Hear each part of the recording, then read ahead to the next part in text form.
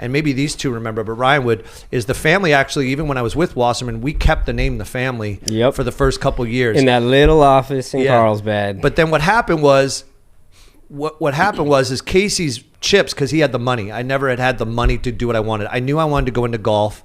I knew I wanted to go into basketball and other sports, but I was going to use the lifestyle and the brand and the business that I built in Action Sports to expand in that, but I didn't have the money. So at the time, IMG and Octagon, a lot of them had now come into sport, and they were trying to acquire me. Omnicom was the closest, and then just randomly through Bobby Kodak, the CEO of Activision, and Jeff Schwartz, who funny enough is the CEO of Excel.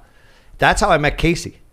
Those two guys called and said, hey, man, don't sell yet. Go meet this kid, Casey Wasserman. And I say kid because he was 2 years younger than me, but he comes from a lot of money. And I say this because I love him to death. He literally was born on third base, almost rounding home.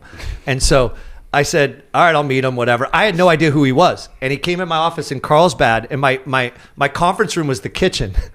And so here comes this LA Beverly Hills guy, and they walk into my office, and he's like, hey, man. And he was really smart at the time. I mean, he still is, but he was so smart to look me in the eye and goes, if you sell 100% of your company to Omnicom, IMG, I know who's talking to you.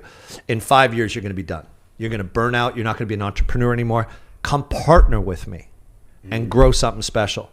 And I spent 19 years doing that. So the family, when I relaunched the family in June of 2019, I took the name back because we had always kept it trademarked. I knew someday I would want to do something with it. I didn't know what at the time.